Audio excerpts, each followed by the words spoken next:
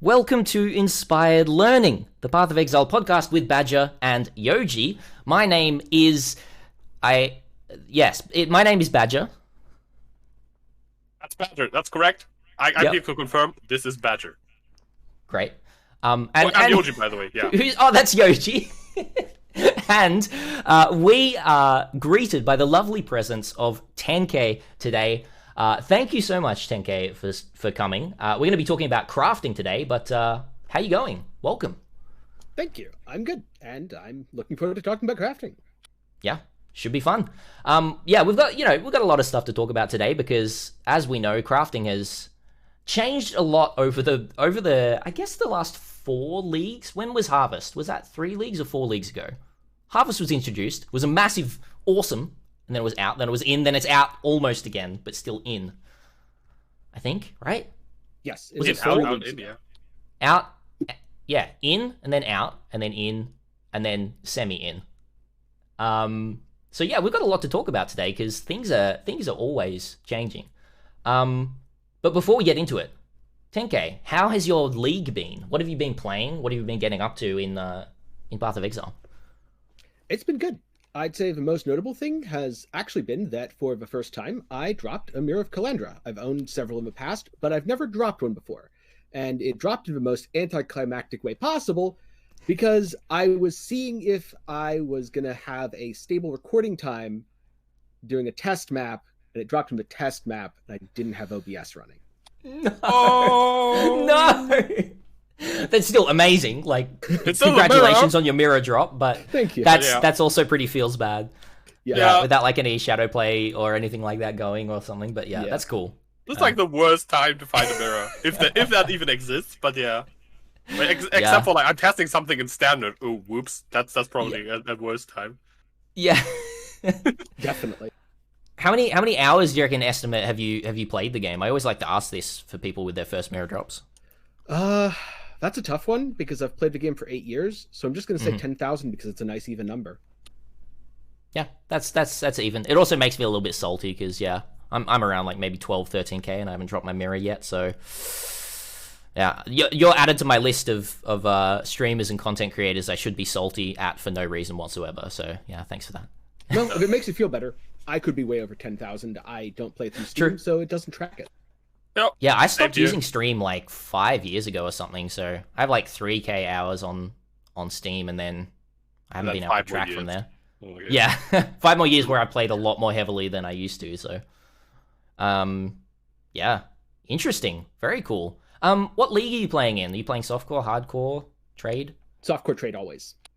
Brilliant, softcore trade. And that, that does help with getting enough currency and to craft and to have a lot of fun with that, because... as far as I know, and the short talk that we've had, you very much enjoy crafting, right? Yes, I do. And for me, I often see crafting as a means of putting together the character that is far more fun than actually playing the character when it's done. Don't get me wrong, I usually enjoy my characters when I finish putting them together. But most of the time, the thing I look forward to most about a new build isn't playing it in the end. It's putting the crafting together. Yeah, that's pretty fair. Yeah. That's really cool, yeah. I think a few people really actually enjoy the gearing process more than the actual gameplay for characters. I even know people who enjoy path of building a character more than actually putting it together. Well, that even exists. But yeah, I can totally see that happening because like finding ways to acquire gear can be really fun as well. Yeah, I think the pinnacle for me is kind of like, I enjoy crafting, I enjoy PoBing, but this is kind of like, a really kind of steep climb of excitement, and then I play the build for like 10 maps. I'm like, yes, this is the peak. This is playing the build for 10 maps, and then I'm done. It's like, I can't stick with the build. I have to reroll. But yeah. Speaking of rerolls, Yoji, what have you been up to? I've been rerolling mostly. I think I rerolled more than I actually like endgame played, except for the Trapper. So, yeah, I started the league in SSF, and I played a Bladestorm character that I only played like for 5 maps, and I was like, eh. Then I played a Trapper. I've actually played that till tier 14-ish maps in SSF, and till level 90-something.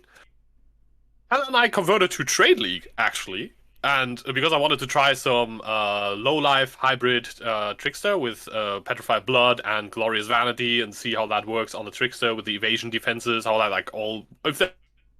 as cool together as I thought it would, and it does. But now I'm on trade, and trade is freaking boring to me because like when I mapped out like how I would gear the character, and I mapped out how I would acquire the gear, it would most of the parts I thought like one or two gear pieces where crafting would have made sense, and the other pieces were like buy the item, farm exalts, buy item. I'm like, oh. So I was like, yeah, that's not really fun. Also, the crafting process is also buy crafting materials to craft, which is also. So I did a fresh start in SSF because I migrated all, and then I restarted as Popcorn SRS, which I now got just right before the podcast. Did all my passives that did Kitava 10 yesterday, and now I can start mapping on Popcorn SRS, which is like minion instability SRS that explode from having the what's called the Infernal Legion currently. And later I'll like hunt down some uniques like Replica Siegebreaker and the Tavuki, or whatever it's called, Amulet. The Legion Amulet that makes your SRS die by themselves without having a support gem for it. And also has good stats. That's kind of like what I'm trying to do. I think it's going to be fun to gear. That's mostly why I picked the build. I think there's like some interesting gear pieces that normal minion builds don't really use. Oh. It's been a while since I don't think I've actually played a full minion instability build to endgame. I've leveled with it a lot because it's fairly nice leveling a minion build with just SRS instability. Yeah. It seems like it's a bit of a buff this league to the changes of low life, right? Because they explode at 50% now. Yeah, they die of half HP, which is about it's like a 30%. What was before was low life was like 35? 30, I think. Or 35? Yeah, 35, yeah. So it's like a 15% HP that they don't have to lose before they pop, so they pop quite a bit faster, which is just quality of life mostly. It's not really DPS as much because you still like I'm still using Unleash, so I'm still like capped by the Unleash how many SRS I spawn, but it's so much quality of life while mapping and just like finding a window to get your SRS on the enemy. And I'm also using a funny setup with zombies. I'm having zombies first of all to get the defenses that you get as a necromancer for having permanent minions up, like having minions up, and since the SRS die all the time, I kind of have that. And they are running added fire elemental army, I think it's called, for exposure. So they deal fire damage and they put exposure and combustion, so they also reduce resistances. And then with EE and flammability curse on hit on an Orb of Storms, that's a lot of minus resistances for very little investment, which is really cool. So far it's been like really cool for bossing and just in general like playing. And the mapping is also super smooth actually. I was very surprised. Just like unleash some SRS, run, unleash some SRS. That's good. That's fun build. I don't want to get into too many deviations before we head into the crafting, but like the comment on resistances and everything like that is really interesting. I've been playing around a bit with Inquisitor lately, and it's really it seems really great, and it's great on a budget. The end node for your critical strikes ignore enemies' resistances, but like the more gear that you get for a build, that's actually a bit of a detriment because you can lower resistances so much more than just ignoring them in a lot of cases, even on bosses. So I was playing around with that. I was like, it's actually like I can get like 50% more damage if I don't take this node. Interesting. But that usually requires getting elemental equilibrium in a build, and that's not often the case that you can fit it in nicely. So yeah.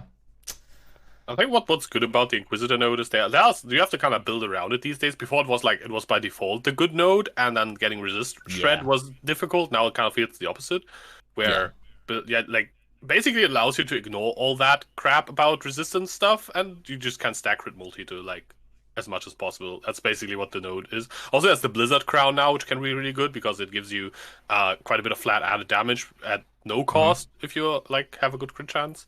But yeah, it requires some building around, and it's definitely not as juicy as it used to be. Oh, definitely, yeah. One pretty niche use I found for it last league on my Penance Brand character, where I wanted to really min-max the damage of the Explodey chest, and it's really hard to get penetration for your Explodey chest. So I just went Resist Ignore. Yeah. True. Does Explodey chest crit though? It has to crit, right? It's only critical strikes. Yes, but if you're scaling base crit via things like Bottled Faith and Assassin's Mark, it'll crit. You need to scale the base crit, but yeah, it can crit. It just has a base crit chance of 0, right? Explode. I forget if it's 0 or 5. If it's 5, that's crazy. I thought it was 0. I thought most of the effects like that are 0, but maybe it is 5. I'm not sure. Yeah, but it's also a non-attack, non-spell, so it's fairly hard to scale the crit strike chance for it. Yeah. Kind of like Heralds. I mean, Yeah. the Inquisitor now gets really good global crit. So good. With the So strength tasty. and int node, which is like an Yes. easy like 3 to 400 just global crit chance. Yeah. Yeah, Probably that not is even exactly what. Yeah. And Tenkiei, what's been your latest project? What have you been playing or crafting to play at the moment? What's on the agenda? Creeping Frost Mine Occultist. Ooh, I've heard of this. Yeah.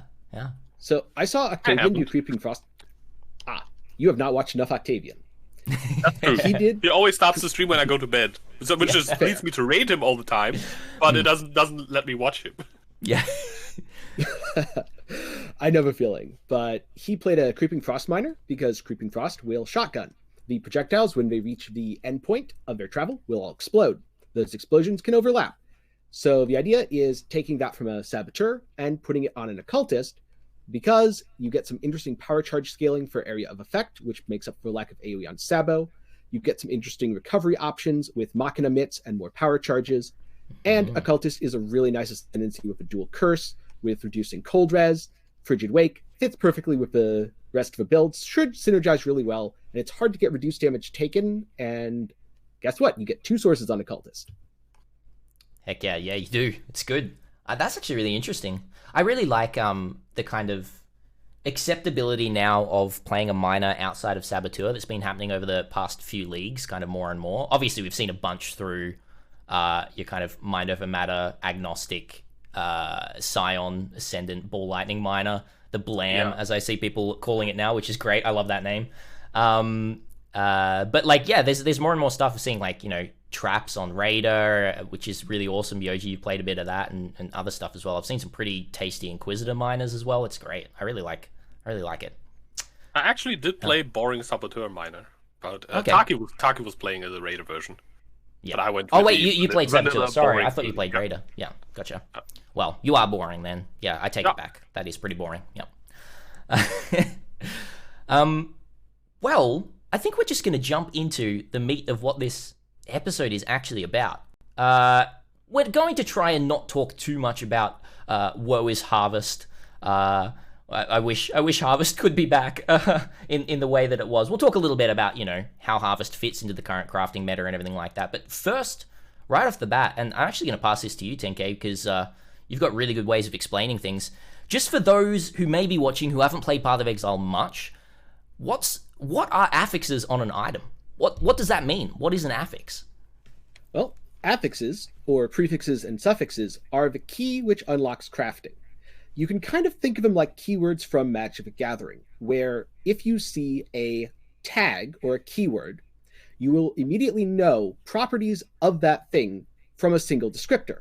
A good example of this is, let's say you're trying to make a weapon, and that weapon is going to be for a spellcaster. You're going to look on the affixes for the tags with caster, or with something that corresponds to what you are doing in your build. If you're dealing fire damage, you look for a fire tag. Through this system, affixes become fairly simple because you don't need to know every possible affix. You only need to know the relevant affixes to your build on this item on this base. And between Craft of Exile and PoEDB and some of the filters they have, it can generally be a very good way to simplify down a system that looks really complex. And there are a lot of nifty things that you can do when you get into the advanced stuff. But if you want the really simple, just think of it as all the affixes are a collection of tags, which are these keywords. And if you've ever played Magic the Gathering, just think flying, just think first strike. Works exactly the same way. It's a way to get a lot of information at a glance. That was good. Yeah, that was good. I'm impressed. I think we got the correct guest for this episode. Yeah. No, that's a great explanation. And yeah, on most items as well, most items of your kind of base, your weapons, armor pieces, everything like that, you've got 3 prefixes and 3 suffixes. And across the board as well, if you've got a prefix on one item that, gives life, it's also going to be a prefix on another item that can have life. Life will always be a prefix, something like resistances will always be a suffix, and all that kind of stuff. which is really great to kind of understand as well in terms of, you know, what is primarily a prefix, what is primarily a suffix. Let's not talk about things like rarity that can be prefixes and suffixes or other stuff like that, but for the most part, yeah. Yeah, I really wish that when they had redone the tags, they'd cleaned up affixes, because there's so many that it's a prefix and a suffix, and there's no real reason for it to be. Yeah. No, it's very true. Like And, you know, it's classic prefix GGG. and like They a miss tiny things. cold damage suffix, right? Yeah, that's the weird thing, right? Yeah. Yeah, Rarity is also nice. Yeah, I'm pretty sure that weird one is because the suffix is specifically from jewelry, but for some reason it can just roll on weapons, and it's always been able to. Yep. Yeah. That's very true. Yeah. Yeah, and there's a bunch of ways to kind of look. There are some more deterministic ways in the game. When I say deterministic, I mean, or I think a lot of people mean, kind of guaranteed ways to get a certain affix on an item, or to guarantee a certain type of outcome on whatever item you want, right? That's what I mean by deterministic. There's some kind of deterministic ways, or more deterministic in Path of Exile, and less deterministic, e.g. gambling or random ways to generate items on your currency. Or not on your currency, with your currency on your items. But there's a bunch of different types. You've got like essences, which are specific, and essence will give you one specific guaranteed deterministic outcome, and then everything else will be random on the item. And then you've got, you know, fossils, which are similar but not as deterministic. Or more, actually. Fossils, or I think more fossils, sometimes. Yeah. I think what fossils depends. do. Yeah. Yeah, but for fossils, what they do is what I always liked about them is that, and something that I think a lot of people underestimate about fossils is, fossils are great for like making rolls more common. If you take, for example, a metallic fossil, which is the lightning one, it makes it so that you can have a higher chance of rolling lightning modifiers on your item. So if you're playing a lightning build, you slap that on a staff or wand, you have a higher outcome of like, oh, I get increased lightning damage, added lightning to spells, the stuff that you want, right? But it also says you cannot roll physical modifiers. I think the power of fossils is actually higher when it comes to blocking out certain affixes. That's, I think, I'd agree, yeah. What you can easily overlook if you like as a beginner just look at fossils, you're like, oh yeah, I can make stuff more likely, and I just have to see like that there's nothing blocked that I want, right? But that's seeing the blocking as a downside when it's actually a major upside, because the resonators allow you to combine multiple fossils and actually block out if you block out a majority of the modifiers that you don't want, then you have so much higher chance to get the stuff you want. Yeah, if you use fossils to encourage rolls, that's very good for making basic items. If you're an SSF or you're a new player, you just want some gear with, let's just say, good ES on it. Throw dense fossils at it. It's perfect. But let's say you're trying to make a 50 Exalt perfect toxic rainbow. Don't try to just encourage things with faceted fossils. You want to make sure all those junk rolls don't clog up your suffixes so that you can get your strength and dex gems. So that's the kind of two purposes of fossils. The basic level, you throw it on an item. It works a lot like an essence. It's a little worse than an essence in most cases, ES being the notable exception. And the really advanced stuff is you go all in and you say, I want to remove as many rolls as possible from this item, because that gives me the best chance. It goes from like 1 in 50 to 1 in 7. Yeah. Yeah, that's a good way of putting it. There's kind of like two ways of looking at fossils. Being I really enjoy crafting myself, but I always say this, I'm a very inefficient gamer. Inefficient in the way of just like, I know I probably could like go to Craft of Exile and like, you know, really find the right fossil combination here.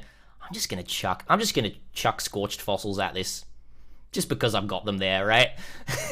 And or chaos spam. I have legitimately chaos spammed a lot this league, and that's a question I wanted to ask you, and I want to now first talk about like alt regal crafting and chaos spamming. The kind of, well, they still can be deterministic in a way, but less deterministic than some other ways.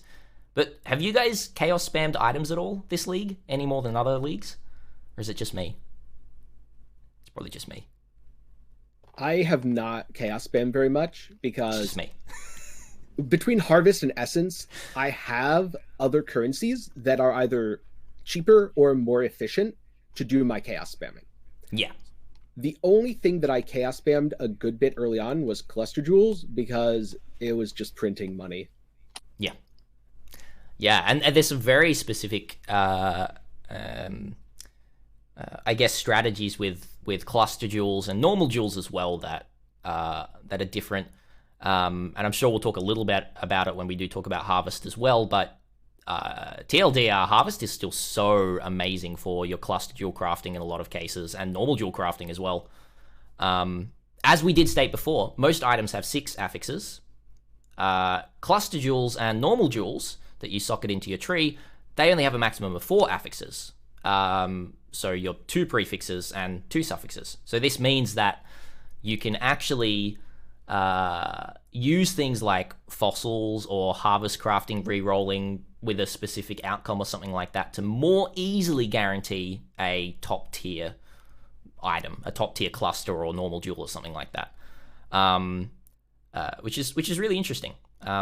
I like that Harvest is still very powerful in that regard. Do you guys feel that way as well?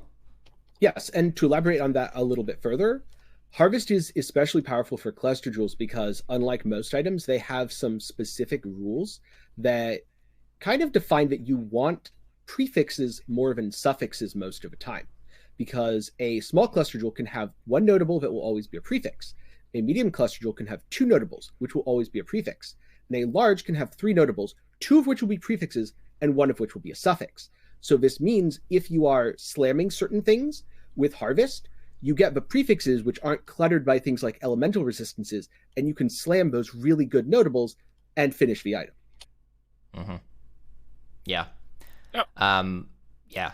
I don't know. I've really just enjoyed just jumping into Harvest and just chucking random cluster jewels in and then being like, oh, I just turned that into like a 3x cluster jewel just really easily there and that sort of thing. And just like, with my inefficient style of gaming, I love just doing that and just turning out currency. So it's a really easy way to kind of get into crafting and learning how crafting works as well, I think, especially because the less affixes that you have on jewels and cluster jewels, it's kind of more easy to see what is actually being manipulated on your item when you do craft on it, which is great. And as you said as well, chaos spamming, it can just work because of that smaller, that smaller affix target that you do have on them.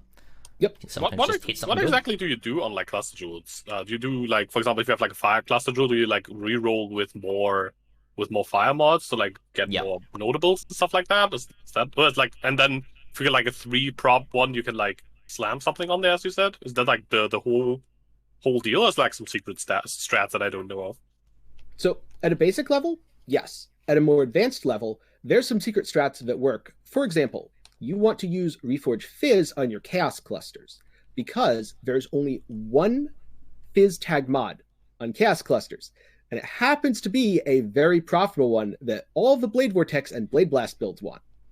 You can also use Reforge Lightning on your Cold clusters and Reforge Cold on your Lightning clusters to try to hit the Lightning is extra cold against chilled enemies.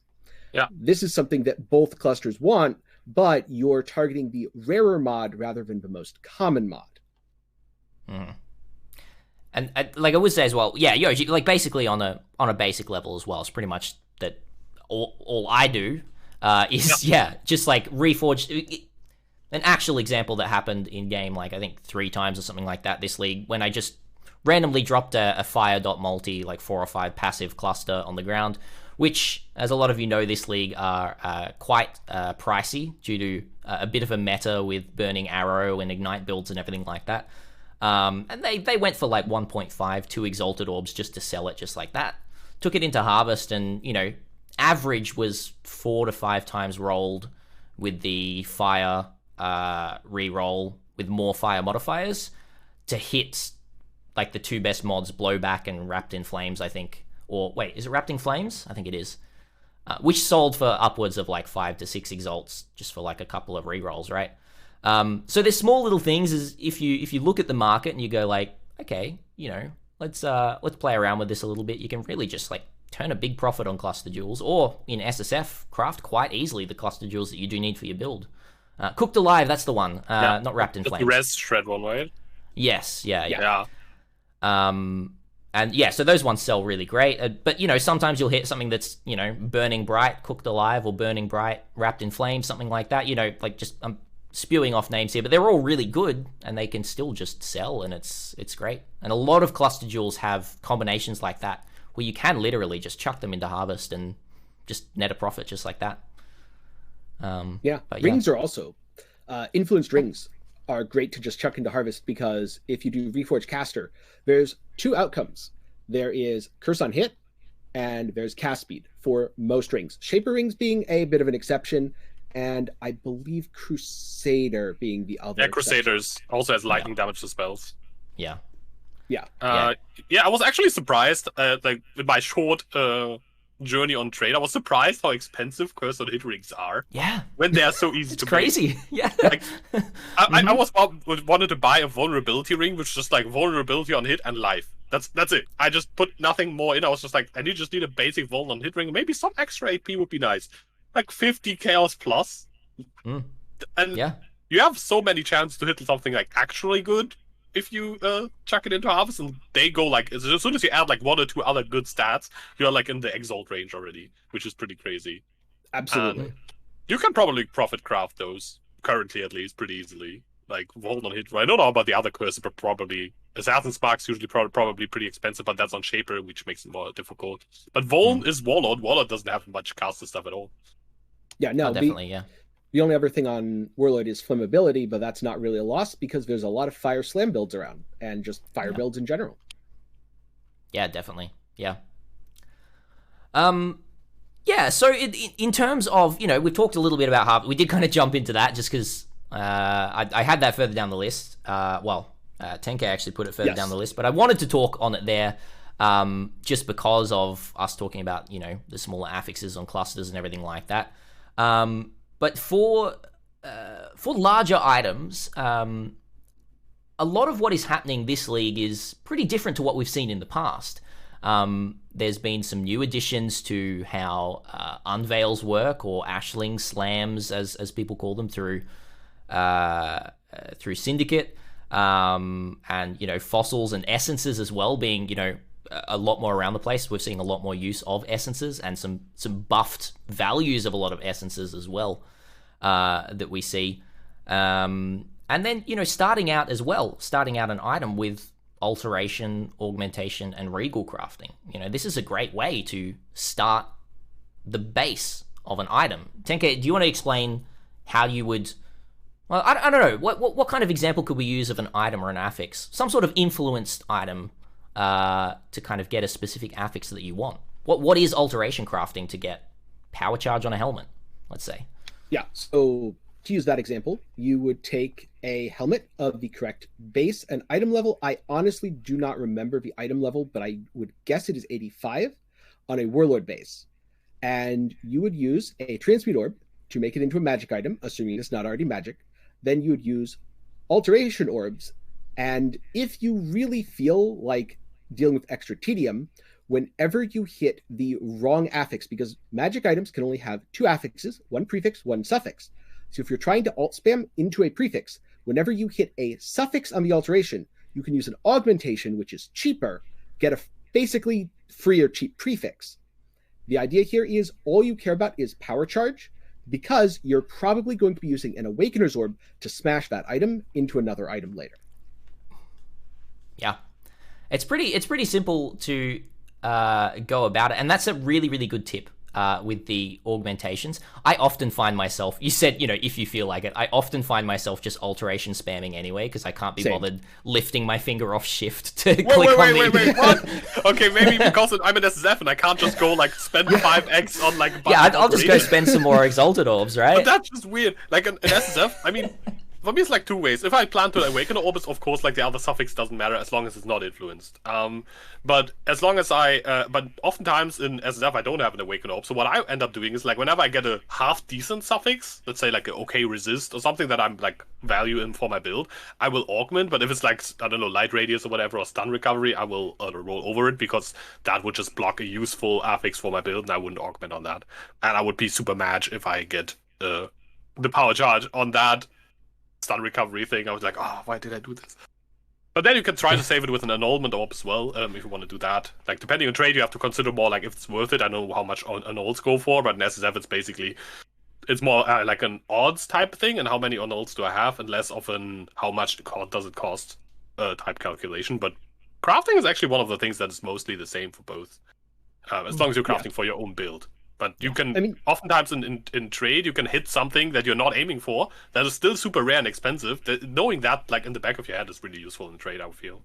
But in SSF, you just craft what you need. So that simplifies things.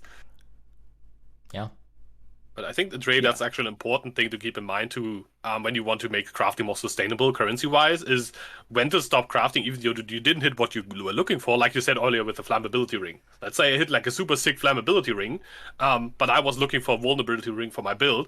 You can sell that for a few exalts and then use the currency to make something else, right? That would be stupid to roll over.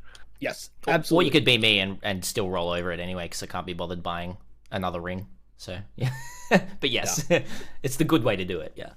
And one other thing that I wanted to mention that tied into some of what Yoji was saying earlier about you could annul it, but it in trade might become about the cost rather than just the odds.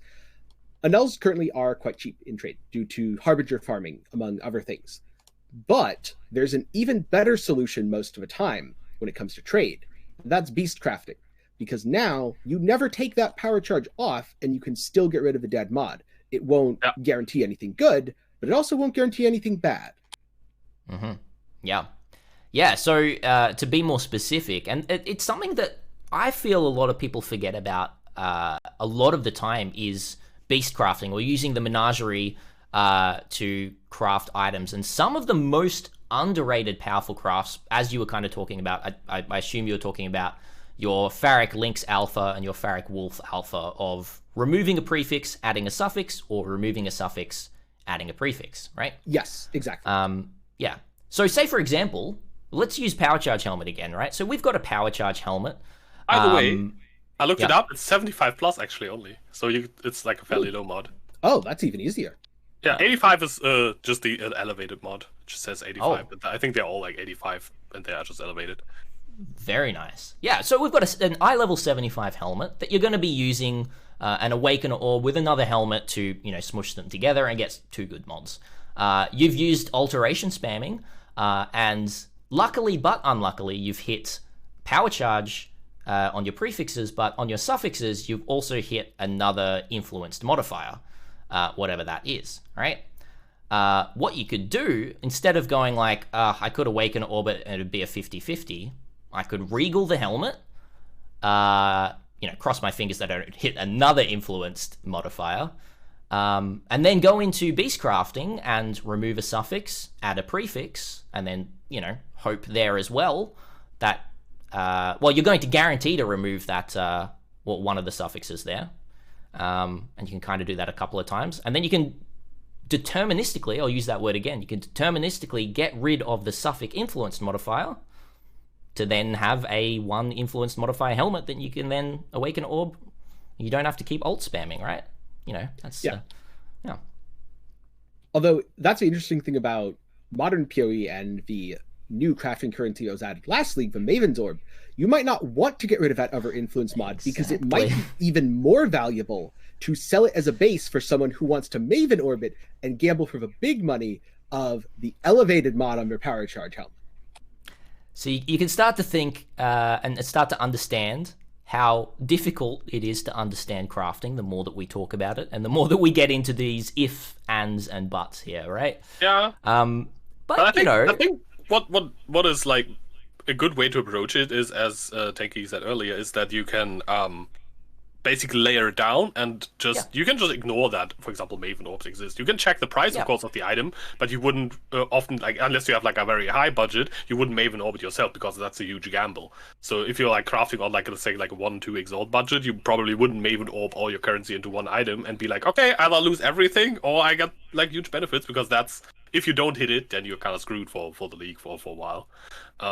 So I think it's often easier to like go with the basic steps first, see how far you can carry those, like just harvest, spam your clusters and what we mentioned earlier, and kind of ignore and just price check your items for the higher stuff until you have like a high enough budget to actually, okay, I can just buy 20 Maven Orbs and like see what I can make. But once you get there, then you probably also know around, like, at least your way around crafting a little bit, I would say. One quick deviation. Tenkiei, I have a question for you. What's your biggest bad luck streak on Maven Orbs? Like not hitting the mod you want? I think it was probably this league where I used 13 Maven Orbs to make a chess piece for my Corrupting Fever character. I missed 10 out of those 13. Oh, it's a 50-50. For those of you who don't know, like I'll just quickly say Maven Orb, just in case people listening or in chat don't know. A Maven Orb basically takes an item that has more than one influenced modifier, randomly chooses one of them to remove, and then randomly chooses one left over to upgrade. So if you've got 2 influenced, it's basically a 50-50. Well, it is a 50-50, right? So 10 out of 13 on a 50-50 is rough. Yes, but I'll let you in on a little secret. Promise you won't tell anyone. I'll of course, yeah. I made 40x on those misses. See, this is something as well that I was going to talk about as well, actually, on the back end of this. I'm assuming you were very specific and picky on the bases that you were Maven Orbing on, right? Absolutely. I was making sure there's a base where there was no bad outcome. I either got what I wanted or I made 4 exalts profit. So I didn't really care that much about having bad luck and missing my Maven Orbs 10 times because like, oh, well, I guess I'll just make another 4 exalts. Mm-hmm. Yeah. Oh no. Unlike me, just 4 exalts. Damn it. Yeah. Yeah, which is really interesting. And I was doing that a little bit as well. I think I was making a elevated power charge. I like using power charges, as you might be able to tell. I like talking about power charges. But I was doing an elevated power charge for a discharge build that I was playing around with. And yeah, same thing happened to me. I missed 4 in a row, but all of the helmets sold because I was hitting other modifiers on the suffixes to upgrade that then I could just sell at a profit for the base because someone wanted to use it with an Awakener's Orb, right? So yeah, it's a nice little strategy. Yeah. But that's like really good though. That means if you have like the helmet base done, you basically can't lose anymore, right? That's like crazy. Yeah. If you get, I'm not sure how you were doing it, Tenkiei, whether you were just buying items as a base that had 2 tier 1 influenced modifiers, or whether you were crafting them yourself, or kind of a bit of both. I was buying them because they were 1 exalt each for a while, and it was just way easier than bothering to craft it when it would probably cost me 2 or 3 times that to craft it with the 2 specific mods that I wanted, because there were very few that were actually consistently profitable among the hunter pool. Yeah. In terms of beast crafting, because we did mention beast crafting in all of this, there are those prefix to suffix to prefix, but there's a few other kind of well-known crafting beasts as well. I'm just trying to think off the top of my head. You might be able to think quicker than me, Tenkiei. Other, generally used crafting beasts. Cricket Chimera, the imprint beast. The imprint beast, yes, big one. Yeah, imprint, right. For actual crafting, but the flask ones are my favorite. Flasks are good, yeah. Specific beasts. Those are recipes. Yeah, it's just those are recipes, but they're so cool. Although you used to use... Get in your SSF corner, Yoji, all right? Oh, what was his name? The goat. From Act 1. He used to be a recipe. Oh. That was really cool. True, he did. I can't remember. Yeah, that's true. I can't even remember. I remember him being a recipe, but I don't remember any more than that, but yeah. Crazy Chimera, the imprint beast, is really great to use on kind of starting an expensive craft, usually is what you're doing, right? In a lot of cases. What are some general use cases that you would say, Tenkiei, that you would use an imprint beast? So I think the most classic example would be you are trying to make something like a fizz weapon.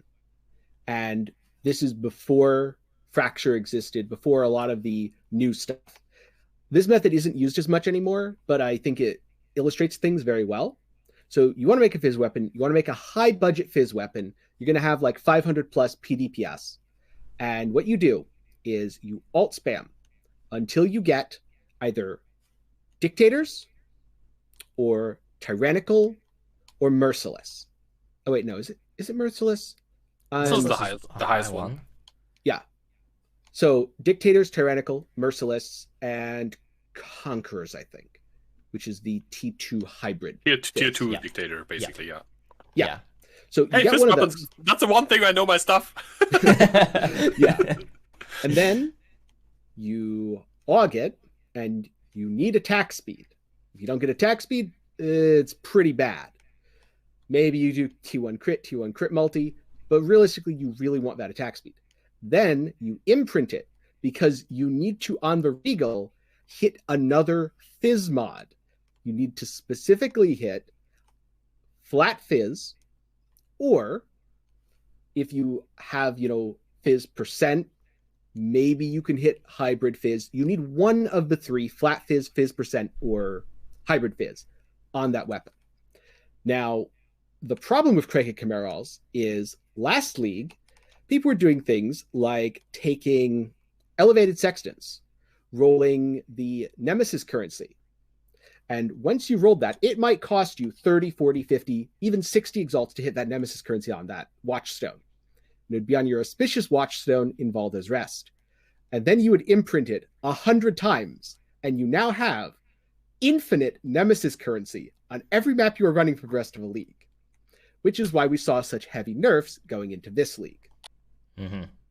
Things like an imprint where you're kind of like, it's kind of like a fail-safe, right? It's basically, for those of you who don't know what an internal orb is, it's something that was removed from the normal game.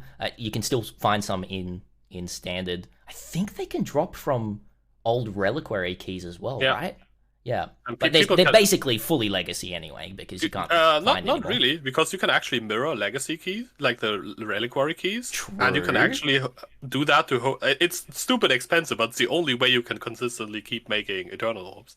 That's true. Anyway, an eternal orb is basically a free retry on any kind of craft of an item.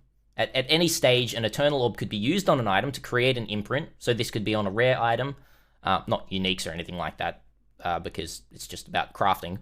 But basically, what a Krasic Chimeral, the imprint via beast crafting, is just a much worse but still very good imprint that can only be used on magic items. So you can't do it on rare items or anything like that. It's basically like a safe state, like safe scumming for crafting, if you will. Like you can always you go back. You can go back to your imprint once. Like basically, you save your item as it is, and if you like regal it and you hit something really bad, you can go back to the last step. But then you have to imprint it again because it uses up the imprint when you go back. So you need one beast craft per go back step, if you will. Yeah.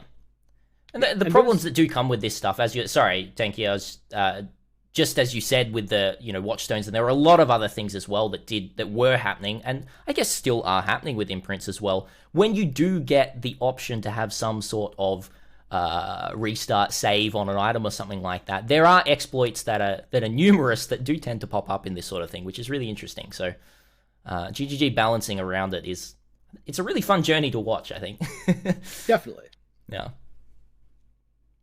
Yeah, you go.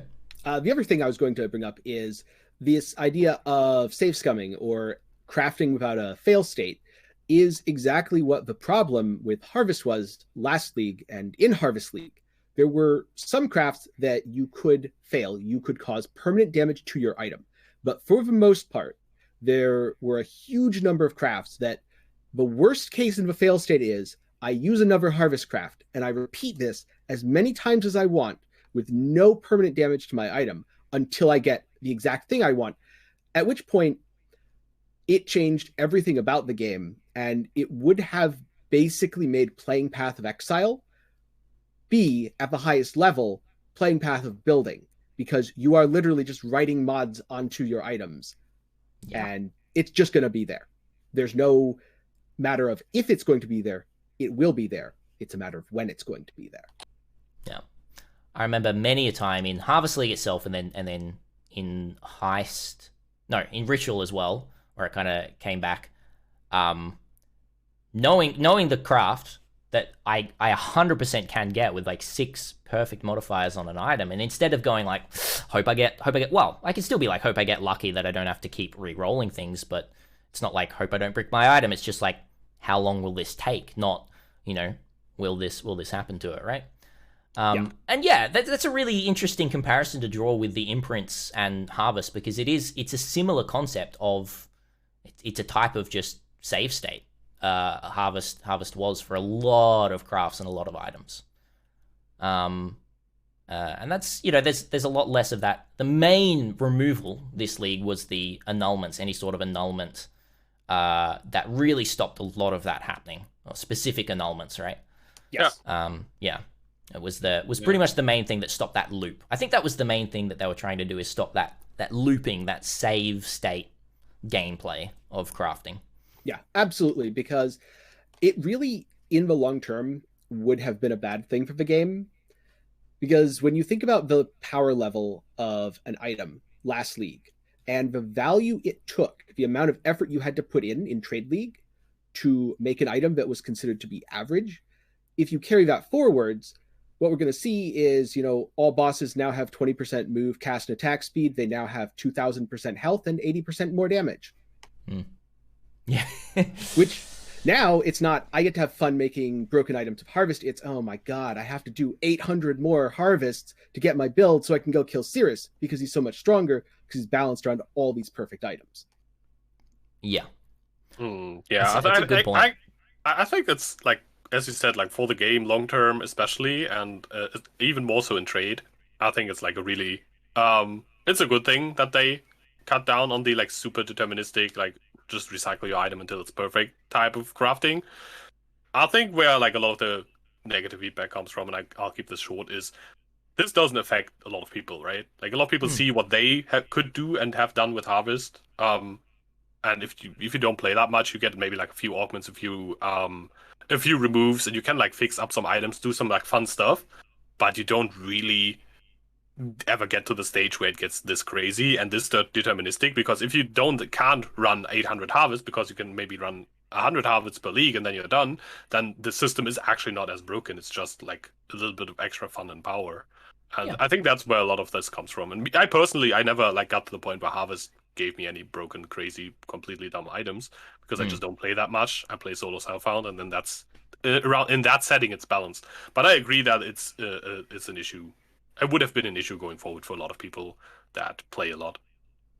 Yeah, and I think even worse is the people who would be hurt by it in the long run aren't the people who play a lot. It's the people who don't play a lot, because now the game is being balanced by the average or above average items that Harvest is creating. And so the minute you're below that, it's even harder for you to catch up. Yeah, this is a really great kind of, you know, devil's advocate. Well, not even devil. It's just the other side of it, right?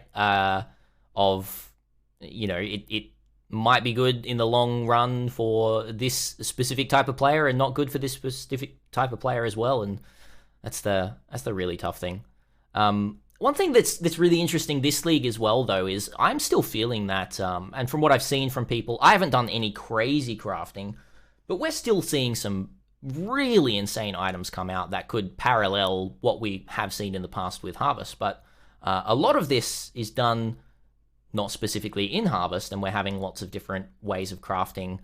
The most powerful stuff that I've seen has been through Ashling and Veiled Chaos Orbs, legitimately. I'm not sure how much crafting you've done, Tenkiei, with or both of those methods, or using them in conjunction with meta mods, which we'll talk about as well. But what's your kind of overall perspective of how things have shifted in terms of crafting with Ashling? I think there's always going to be abuses at the top end of a game.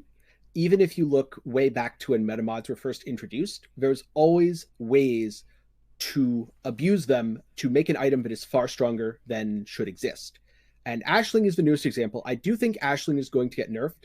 I'm not so sure about Veiled Chaos Orbs, because there's always an element of a gamble there. Yeah. Though, interestingly, if you're combining it with a meta mod, let's say you have an amulet and you want to put a veiled suffix on it that's good, and you get garbage suffixes just for the other two mods, and you're like, oh, well, I don't want that.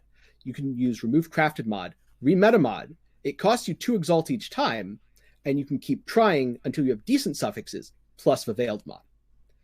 On the other hand, something like Ashling is very powerful. I've used it quite a bit. I've bricked a couple of my items, gambling with it when I shouldn't, because the minute you hit that unveil, it is on that item. It is there forever. I've done that a lot. But I also made a really awesome chess piece that had spell dodge on it, which you can't easily get spell dodge in the game, and now you can just put it on as a veiled mod.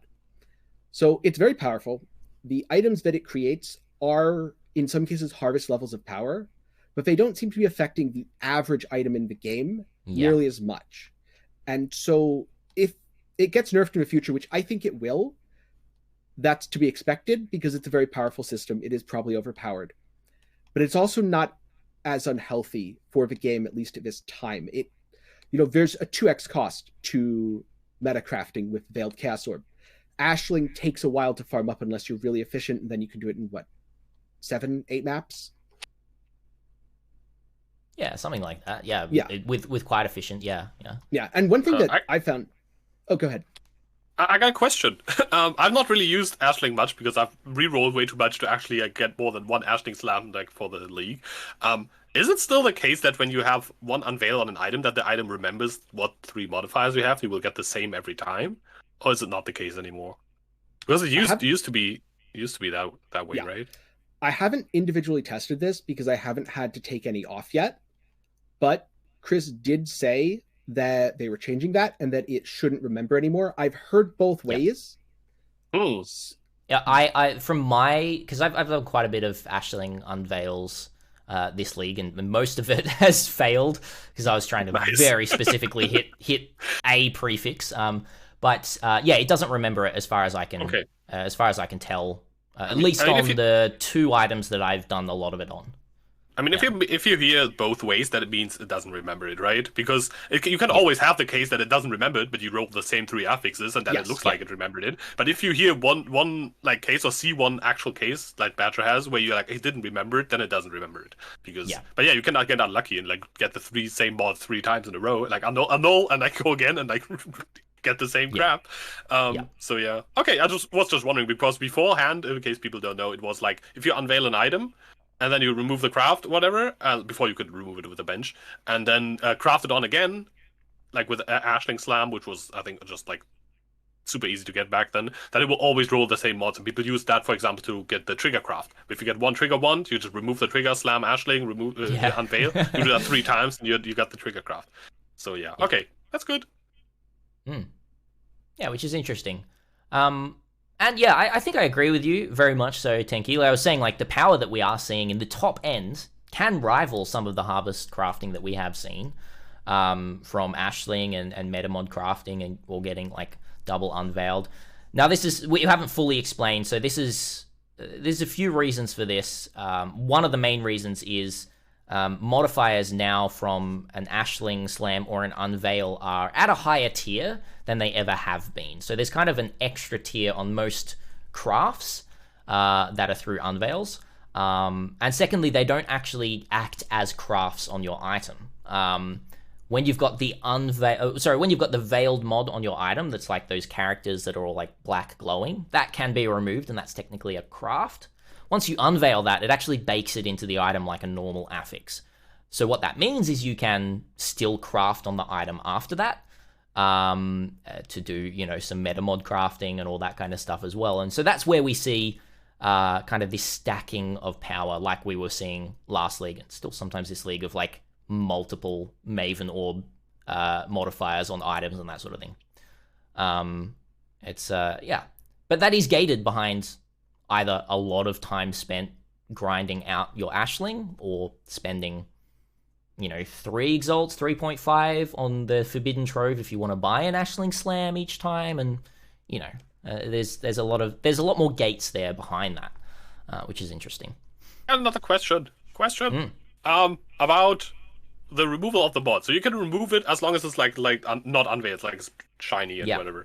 Correct. So, for example, if I have a weapon, I'm trying to slam a prefix on, I slam an Ashling, I get a suffix, I can just remove it and go again. Yeah. Just as long as you don't click unveil. As soon as you click that unveil button, it's you stuck. have to choose it's thing. Stuck. Yeah, it's stuck. Yeah. I think that's something, because I think some people might have thunk that you put it in and you click unveil. You're like, oh shit! You take it out and move. You can't. It's stuck in the thing until you pick it. So basically, as soon as you go for the gamble, you're done. So you have to pick one. You can still pick the one that is the best for you, or something that is maybe easier to remove for you. Even with harvest, if you're not crafting on an influence item, you can still harvest. No, you can't. Yeah, there's remove non-chaos, add chaos, stuff like that still exists, right? So you can still have some cases where you can remove. Yeah, you could. There's still some cases where I actually used that yesterday, correct? Yeah, I used that on an Ashling thing. I was trying to craft a Fireburst staff, and I didn't hit. I hit something that wasn't a fire modifier, so I took one more gamble, non-fire to fire, and see what happened there, and it was. It failed anyway, so I just re-rolled the item, but you can do it, right? You get an extra chance, and depending on how much they cost on trade, or if you have them just stored in your harvest, what's it called, hardy crafting, then can be worth doing that. The other very just quick thing I do want to say as well in terms of save states, there are still a lot of quotation mark save states in crafting still in the game, and this can be done through Ashling or Metamod crafting, but it's not as it's like let's take a video game that you would play through, and you save your game, but you play for 2 hours before you can actually save again, right? And you die in those 2 hours. You go back so far. But harvest crafting was kind of like a save point every single 5 minutes, every single zone. So harvest in a lot of cases was you can just kind of save state to the last modifier, try again, last modifier, try again. A lot of cases these times, it's kind of like build your item, maybe even 2-3 affixes. It failed. Okay, I have to save state all the way back in a lot of cases, which, is more time invested. It's more currency invested. There's still kind of that reroll back to, 2 perfect tier 1s. But there's more of a gap there, which is pretty interesting. I think that does balance it in a way. I don't know.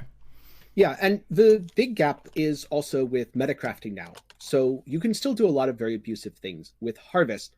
Very famous, well-known example now is the boots that Elishar made with the recipe that he made public, where you take 2 Awaken mods, usually Awaken Onslaught and Awaken Tailwind, you slam them together, and then you reforge crit with the suffixes cannot be changed Metacraft to put elusive on it. It will always get elusive because that's the only crit prefix, and you can't touch the suffixes. One very important thing that I don't think anyone's mentioned so far that is very good to know about metacrafting. Prefixes cannot be changed, and suffixes cannot be changed. Only applies to mods on the item. So if you have an item with 2 suffixes and an open suffix slot, and you craft suffixes cannot be changed and then harvest reforge, that last suffix slot can randomly be filled because only affixes that exist cannot be changed with that metacraft. This is a really good point. I've made this mistake a few times. I've bricked items to that as well. I think during harvest especially. Yeah. I did it once in harvest, and then I learned. Yeah. I did it once, and then I forgot, and I did it again. And then I learned again, and then gone. Exactly. Yoji and I aren't as quick learners as you, Tenkiei, so yeah. I think I just overlooked it. I took like a cold damage for a suffix when it was a prefix, something like this. It was just I knew, but I looked at the item at glance and I was like, oh yeah, I can just craft that. And wait, no, didn't work. Yeah. So just to quickly talk on prefixes cannot be changed and suffixes cannot be changed as well, just for those who might not have ever used these modifiers or even seen them on the crafting bench. They are kind of crafts that you can get from kind of prophecy chains. I think, both of them are prophecy chains. And you unlock the craft, and you can craft a modifier called prefixes cannot be changed, and that can be crafted on your suffixes. And then suffixes cannot be changed can be crafted on your prefixes. Now, what this means is, say, you do have 3 perfect prefixes on your item, and 1 really bad suffix, or 2 really bad suffixes that you just don't want. You've got those prefixes there. You can actually guarantee to keep those prefixes, and either re-roll your suffixes, or just remove the suffixes as well. You can craft prefixes cannot be changed on the suffix. Then if you use a Scouring Orb, which is really scary to use on a rare item, always check, you can use a Scouring Orb to remove all of the suffixes, including the prefixes cannot be changed modifier, so you can't just keep doing it over and over, because it is a suffix. But then you've got an item just with your 3 prefixes.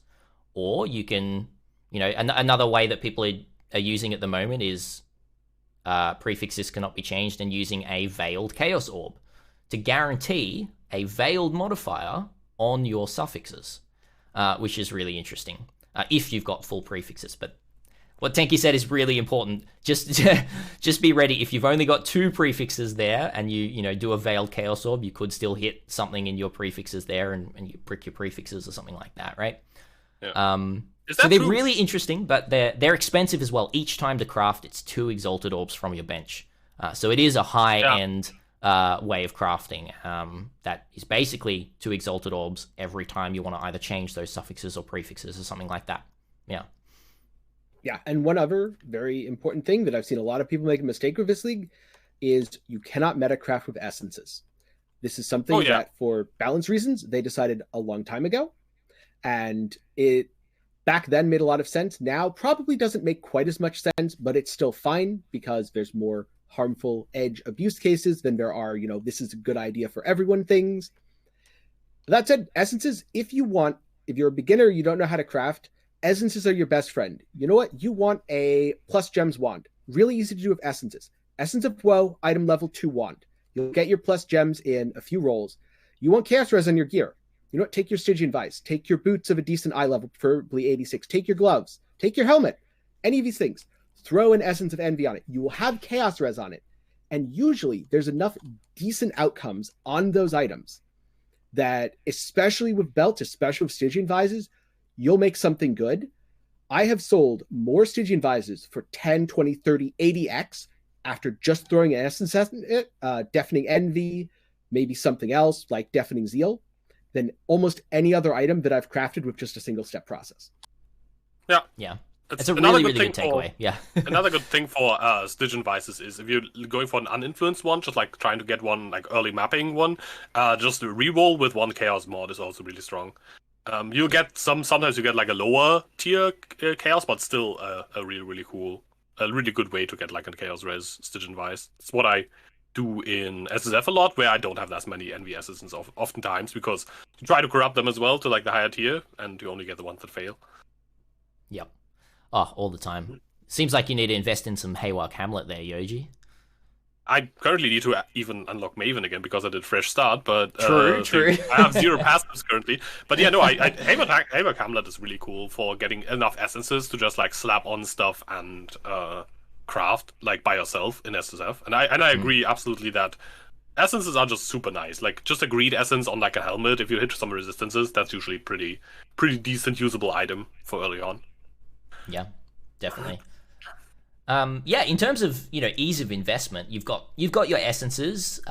You've got if you want to make a little bit of money in Trade League, you've got re-rolling cluster jewels as well. Now the important thing is you hear all of us talking a lot about this, and we have a lot of experience in the game, a lot of hours in the game. We've gone through all of this, we've gone through learning this, and it's a lot to learn, even just learning what modifiers are good on an item. But that actually just comes straight back to what Tenkiei said at the very beginning about affixes and paying attention to tags on your item, right?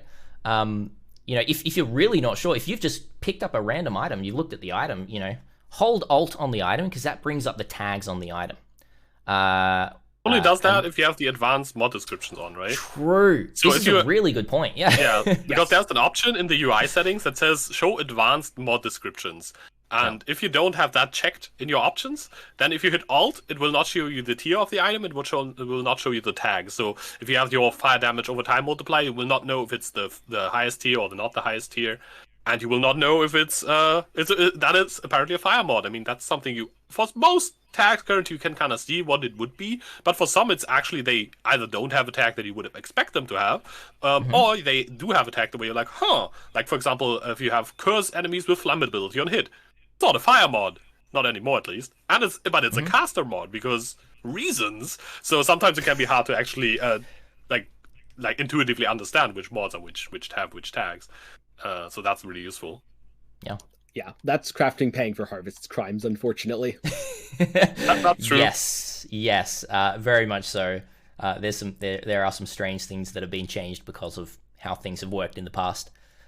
Yes, so if you are listening right now, if you're watching live right now, and you're wanting to get into crafting, or you haven't been playing Path of Exile very long, the first best thing that you can do is what Yoji just said. Right now, go into your Path of Exile options, go into UI, and find where it says show, I think it's advanced descriptions or something like that. Item description or something like this, yeah. Yeah. And make sure that that's clicked, and then hover over any of your items. If you hold Alt while hovering over that item, you'll be able to see a little bit more of a breakdown of the tags of each of those. Yeah. Also, what's a prefix, what's a suffix, yeah, stuff like that. It'll tell you prefixes, tell you suffixes, and all of that kind of stuff. And that's just a great way to just initially start. Some other great ways to initially start getting into crafting are, some people, don't like to hear this, but external websites or programs, because Path of Exile doesn't have a super comprehensive way inside the game to learn everything. There are things like Craft of Exile, which is a really great website that has recently, in the past couple of months, has been updated with basically, it's called the emulator, and you can just create any item you want without having to spend any currency and just play around with the system. And for the most part, it's really accurate. That's fun to play around with. There is, there's kind of like price checking things in game as well. They take a little bit more to learn, like a plugin called, I use Awakened Path of Exile Trade, Awakened PoE Trade. I'm not sure what you use, Tenkiei, if you use any other, quick checking plugins in game or anything like that. I don't use any now, because either it's expensive enough that I'm going to manually check it anyway because the tool won't be very helpful, or I can just throw it in my 1x dump tab and forget about it. True. Yeah, that's a good point. You don't have to. I've found it actually pretty helpful myself to. We're probably not going to talk about it right now because there's a lot more to actually learn how to price check properly with, an external program. That's a lot more of a topic. But so we're not going to get into that. But affixes, look at your affixes. Look at affixes that have similar tags. See what tier they are, and then go, maybe I'll manually search this up on the website or something like that, or see if anyone else has a similar item to this, right? Yep. I mean, I mostly use these programs for when I play trade to because I'm usually not as involved in trade. I don't really know from top of my head which divination cards or which uniques are valuable, and it saves me the time of typing it into PoE Trade, and I just press one button. It shows me unique is basically is it worth selling? Yes, no. If it shows up like at 1 ALK, 2 ALK, I'm like no, and if it shows up at like 100 C plus, I'm like okay, that's kind of worth. Yeah. I think that's what it's like really useful for. But for rare items, I have the same approach. It's either worth price checking yourself, or it's just vendor or dump tab material. I usually recommend to people, like I'll ask you to as well, what you would recommend to a first-time crafter to try. I usually say that starting with like a jewel or a cluster jewel or something like that, because of the less amount of affixes to play around with. To just see what can roll if you either on Craft of Exile for free, or whether you want to burn some currency just to have a test or play around. But what do you guys, what would you two say you would suggest to a first-time crafter? I would say there's two things that I would suggest. The first is, if you're really basic, someone who's not just a first-time crafter but a first-time player, flasks. Make some quicksilvers of adrenaline, make a jade flask of reflexes. There's very, very few mods on flasks. It's super simple. And half the time you can kind of just ignore the prefixes anyway, which makes it even easier. It's very low cost. It just costs transmutes and alt. You'll get those even if you're in Act 2. So it's a great place to start. Beyond that, essences. Essences, because they are completely deterministic in that you put one good thing you want on it. And there's so many bases in the game, especially this league. This league is the league of essences. If there's ever a time to learn to craft with essences, it's this league. You can buy so many essences in bulk for 1, 2, 3 C each. They don't have to be deafening. They can just be shrieking. They could just be screaming. Throw them at good bases, and you will just randomly, through that chaos spamming, hit good enough things a lot of the time. If you're, let's just say the earlier example, Essence of Envy on belts. Boots, you can use any of the tier 1 res essences. You could use dex essences on belts. There's so many things that you can just throw at an item. It's super cheap. It only costs a few chaos. Within 20, 30 tries, you're guaranteed to get something that will at least double your money. Yoji, any other suggestions, or it's very true. Yeah, flasks are mean, good. I completely forgot about flasks. Yeah, the flasks. It's actually. I mean, flasks, as I said, beasts usually take over the suffix for the utility stuff that you need, like freeze, warding, and so on. Yeah. Like bleed removal. But yeah, for the adrenaline flasks, it actually makes sense to do that yourself. And for life flasks, the prefix actually matters, so that's also something that's fun to try to. Basically, you alteration to get the prefix you need, and then an open suffix, and you beast crafted. But it's really just a adrenaline flask these days, unless you're like ailment immune and stuff. But then you go unique flask anyways. Like flask crafting is good. A good base to start because it's so simple and so condensed. To like, you want this thing, and there's not that much to like care about. Like, you don't do regal flask, right? Exactly. Yeah. For starting crafting, I would say start with something that you understand and that you like need for your build. I think that's always easier because most people, especially if you're very new to the game, you will maybe roughly understand what your character needs, but you probably won't understand what the meta needs. Like, you don't understand. I always find that people usually understand the builds they played extensively. They understand what the items need. They, for example, will. But like a random dude will not understand. Oh yeah, a summoner really is dex staffed usually because they will have like want to use some dex gems, and they usually don't get much dex because they're in the strength and int area. So if you get a good minion item that also has a high dex roll, that's worth way more than without it. But if you've never played a summoner, you probably won't know if you're not like researched into them at least. So I think it's usually good to start where you actually know which affixes are good, and then like start from there. For example, let's say you're playing a slam build, grab a Karui chopper and like see what you can do with that. Like try to put some essence of content on that, see if you had like a good percentage roll to go with it, and then see how you can finish it off with like a good suffix from the crafting bench, or just all regal for those like nice high tier rolls. That can be good, like for the dictators. See what that goes. There are like several ways. I think first weapons are really cool because there are several ways to go about it. Even if you break your alt and regal, but you have like hit like a tyrannical or a merciless, you can try to fracture harvest it and go from there. There's like so many like save states automatically built in that you can go in so many avenues. You can just re-roll with jagged fossils. You can go with harvest. Extra like first mods are more common. That can really net good outcomes. So I think that's always kind of cool to go about. So I would suggest trying to something you know, or just look at some like slam choppers. Great point. Like crafting out of necessity is the best way that you can bake it into kind of your long-term memory, right? And what I mean by what Yoji just said. You know, crafting out of necessity. You know, if you need, say, another pair of gloves that have more resistances and more life than your gloves do have right now, you know, you're leveling or something like that, rather than going straight to Trade League and trying to buy that, you know, just go through these processes of like, you know, is there an essence that I have right now and a pair of gloves that I could try and craft this myself, and then, you know, compare it with what you have and try and upgrade it yourself before you go straight to kind of the trade website just to buy what you need. Because what this is going to do in the long term is it's going to help you buy better things in the future. It's going to help you understand what is good. And as Yoji said, you know, necessity for your build it's super important. And the more that you understand that, the more that you can craft higher and higher gear. It's great. Yeah. Yeah, and to expand on that just a little bit, also think about items that you can make for your build that other people can use for theirs. A perfect example of this is boots. Boots and belts, and to an extent gloves, are super universal. You might use a different helmet because of a helmet enchant. You might use a different chest. You might use different rings because you want a different curse on hit, or you want damage to attacks or whatever. We're all going to look for boots with move speed and life or ES, and probably res after that.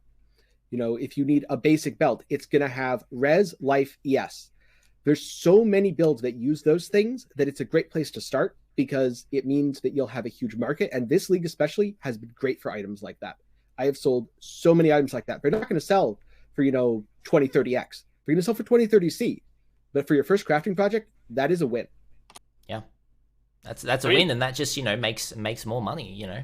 You hear about the crafters like doing 5C in essences and make like 20C back. That's good. Yeah, exactly. Yeah. It's you know, it's the same sort of thing as, you know, once you do start learning this kind of stuff, you can start small. You can, you know, if you're playing Trade League, you can turn a profit, or you can, you know, create a good item in SSF. Yeah, create a good item in SSF rather than praying to Chris Wilson that you drop that item on the ground as a rare. So, as you start learning this more, you can start not picking up as many rares on the ground and IDing them, because let's face it, something needs to change with how items are on the ground. Definitely. Yeah. One thing that's also really nice, and that wouldn't be like an inspired learning if we wouldn't try to advertise SSF a bit more, but I think a lot of people also feel bad about like using their chaos and whatnot on items in Trade League, because they feel like, oh, if I don't hit anything, I just wasted, I don't know, 50C or whatever. SSF is a good way to get rid of that part, because the item is only worth it what it can do in game for you at this moment or at a later moment. So if you use, I don't know, 20C on an item, okay, maybe you can run a bit fewer Zana mods in the future, but if you slap your essences on them, on items, what else would you gonna do with that essence? It just does what it says on the item. You can't sell it for 10C or whatever. And I think that can be a good thing. Same for fossils and so on. Others crafts, no TFT, really helps. I've heard a lot of people say to me, like, well, and other streamers as well, like, I don't really want to start SSF because I don't know how to craft. And I think one of the reasons to play SSF is to force yourself to learn how to craft, and you will craft. Help you. You will craft, and you will learn more, right? I mean, either you will craft or you're not res cap. That's like the I mean, that's really what it comes down to. You will eventually be like, crap. Okay, the best glove I found so far has 10 decks as the only stat I've used that's useful to me. Anything I can like chaos spam and 20 chaos will be better than this, so I might as well get to it. Or like binding orbs are super common now, just like scour and binding. Like actually really cool. Scour orbs usually are something in SSF that's pretty scarce, but ultimatum craps them out. So it's super cool. You can just like scour and bind while leveling, and also while like early mapping a lot of items, and save the fusings and jewelers in the to like relink your items all the time.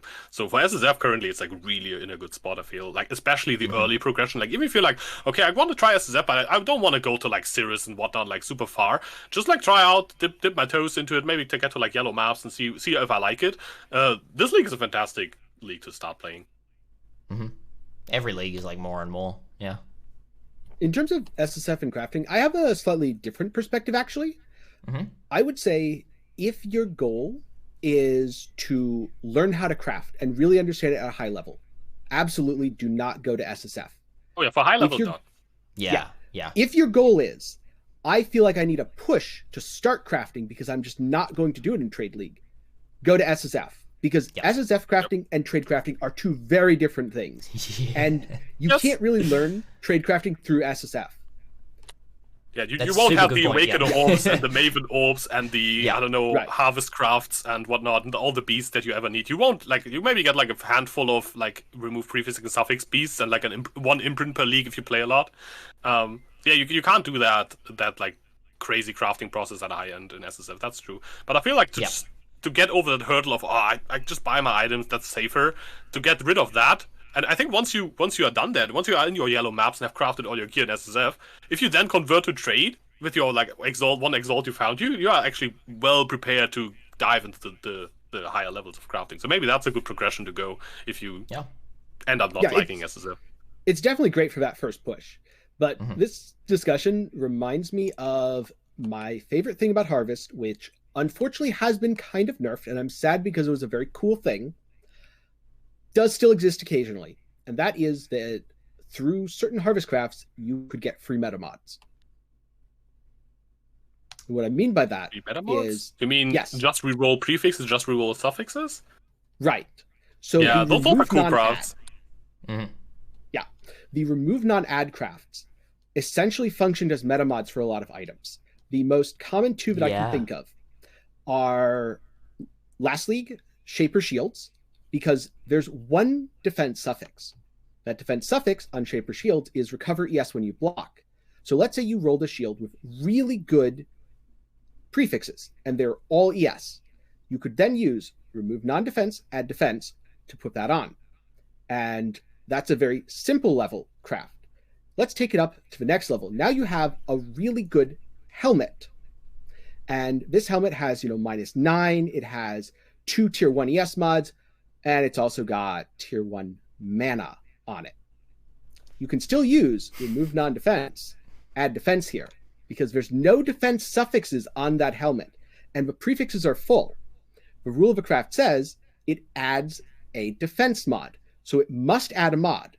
To add a mod, it must remove a mod because prefixes are full. Thus, it will take off the bad prefix, and it will always slam you that nice, juicy ES. Yeah, the 3 ES. Yeah. Yeah. No, but yes, yeah. You have to make sure it's hybrid. Yes, yeah. Yeah. Yeah, definitely. Yeah. Yeah. Or another one that I did a lot, that people kept saying, you're doing it wrong, you're going to brick your item. People in TFT that I was buying crafts from kept saying, hey, this is a really expensive amulet. Are you sure you want to do this? You could brick this really easily. I'm like, no, it's fine. It's fine. It's fine. I'd take amulets that are +1 dex, +1 fizz for Bladefall, Blade Blaster, Blade Vortex. I'd put life on them, and then I'd do non-chaos to chaos to put chaos.multi on them. And so many people, at least half the crafters I bought from are like, are you sure? I don't want to brick your really expensive amulet. Because there's probably like 20x before the chaos.multi with the high life. Yeah. There was no risk. Yeah, but it could only remove a suffix and add chaos.multi. Right. Yeah. As well, chaos.multi or chaos res. Sometimes it'd have to be the craft twice. True. But as long as the suffixes were full, 0 risk ever. Yeah. Only thing is you could get chaos res, I guess. Yeah. Yep. Is it still the case? I think maybe my brain is failing me. This is like a could you have crafted the hybrid elemental res and chaos res and then chaos res can't roll? Or are those changed now? I can't actually remember. You can have chaos res and hybrid res. You can have the craft? Maybe I'm there's been some cases where like specific that's how I kept my chaos res different things. Yeah, gotcha. Yeah, I use the hybrids a lot. Yeah, there's some that block, but the hybrids don't block at all. Yeah, Same how even now you can craft like dex int as a suffix on an int amulet because it's considered a hybrid mod and it doesn't block. Yeah. You can. Yeah. All right. Awesome. For the YouTube peoples, by the way, I'll link like Craft of Exile, PUEDB, like what we mentioned. Great. I'll link all that like below. Yeah. So you can check that one out. Just like in case someone's like, I kind of want to see what this stuff looks like. So I'll definitely put a link below of Craft of Exile and of. I think PUEDB is kind of like nice to like quick look up some mods. Sometimes, but Craft of Exile is probably the way to go these days because you can also like calculate and see what's the most likely path to get a certain craft, which I think is really tricky sometimes, because sometimes you know what you want, right? Okay, I want that +1 dex, +1 fizz gems amulet, but how do I get there? That's a more complex craft, right? And then Craft Exile can help with that, like calculate you, even with like ratios of chaos orbs and stuff in trade as well, like how to actually go there. One word of warning though, if you're using Craft of Exile and the chaos ratios and all that, remember that by default, for some reason, it only calculates at a 60% confidence interval, which means there's a very, very good chance that it will not be accurate to the number it gives you when it comes to the chaos. If you want to be really safe with that, you can manually adjust the number of crafting attempts until it is up to 90% confidence. Then you're pretty likely to spend about that much to make your item. And if you spend less, cool. But be very careful. I've seen a lot of people get themselves into trouble where they're like, oh, it should cost me 2x. Well, I have 2x. I can do this. Nope. Didn't get it because it's not actually that likely. I see. It's a very rudimentary way in my head, but I look at that as that's my 50-50, right? 2x is my 50-50 right there. So I use 2x and I'm half the time going to get what I want, right? That's just how I rudimentarily, do it in my head. That's like a good estimate, Yeah. As long as you're aware that it's not, this will get me the item for sure, you're pretty good. Yeah. Great point. And if you have to go with the 90%, at least afterwards you can complain that you got really unlucky. So that's pretty good. That's when you can go to Reddit and you can really make a great post about it and everything, and people can get on your side about it, and it's good. It's fun. Yeah. Look at me. I got a really rare outcome. It cost me 100 exalts, but hey, it's rare. I got it. It's all T1. None of the T1s do anything with each other, but hey, it's really rare. Awesome. I think we're gonna start to end up here, but I hope that we've helped or explained, and thank you so much, Tenkiei. Your explanations and discussion has been really great this podcast, so thank you so much for coming on. Right before we finish up, what have you got going on? Are you streaming at the moment? What kind of videos you got coming out? What's your newest build crafts? What do you got going on? So I am streaming every Tuesday. I stream around 3 p.m. Eastern time in the US or around noon Pacific time, which if you're in Europe, add about 5 hours to that. I also have been playing a new build. It's a Creeping Frost Mine Occultist, experimenting with a lot of the mechanics. I decided on Occultist over the more traditional Saboteur, originally to try to do the, well, maybe I don't use Presence of Chula and I go low life and I get stun immunity from my sons. Yeah, don't do that. You lose way too much. Yes, not worth it for extra damage. But playing around with that, it's been really fun. It's going well. I'm definitely going to be exploring that more in terms of other videos. I'm going to be talking about why the Deadeye Ascendancy is in fact dead currently, and why the rework didn't really help it as much as it might have looked to on the surface. I'm also going to be diving into Petrified Blood, which I'm probably going to hate, because in a lot of cases, Petrified Blood is just literally the reason you died. Yeah, I feel that. It's more damage. I can go low life though, Tenkiei. I can go low life. Yes, says the Abyssus aspect of Carnage Berserker who uses Cast on Death Flicker Strike. Yes. Yeah. But I can still go low life. Oh, nice. Yeah, great. That And that's sorry, I'll just quickly say you're found on YouTube and Twitch at Tenkiei, how it's spelt on screen. Yes, although these days yeah. I am only on YouTube. I don't do anything Only on Twitch YouTube, anymore. great. Yes. Yeah, great. So streaming on YouTube as well. Through Twitch. Yes. Brilliant. Awesome. Cool. I love to see YouTube streamers. It's great. Which is, for those listening, Tenkiei. Catch her over on YouTube. Go and chuck a sub and a like on all the videos and everything like that. Yep. Do it. Got Really that great, stuff informative below. stuff. Yeah. Yoji, yeah, you mentioned that you're restarting SSF. Yes. What are your long-term plans for Path of Exile or other content? So long term, I want to see like how far I can push SRS. I'm kind of a reroll Andy this league, so I don't know how far I will actually go. Currently, I'm excited about the build, but apparently that can change any day now, so we'll see. I've been trying out No Man's Sky a little bit ago. That was kind of fun. And other than that, I don't really have anything planned. Honestly, I'll got a lot of IRL stuff coming up currently, so I'm kind of be busy that way. So probably Popcorn SRS so far is really fun. So I'll stream even after this podcast actually. A bit of Popcorn SRS, and gonna be playing that. Very nice. Yeah. I've been in a really weird kind of Path of Exile limbo at the moment over the past couple of days. I've been waiting for this weekend. First of all, we've just released BPL 4, or the information on the new Badger Private League number 4. So that's going to be very exciting. Self BPL plug. It's basically a private league where you join a random team out of 3 massive teams of a maximum 700 people per team, and compete for points through cumulative levels as a team, boss kills, boss bounties, uniques, heisting, delving, lots of different ways to score points for your team.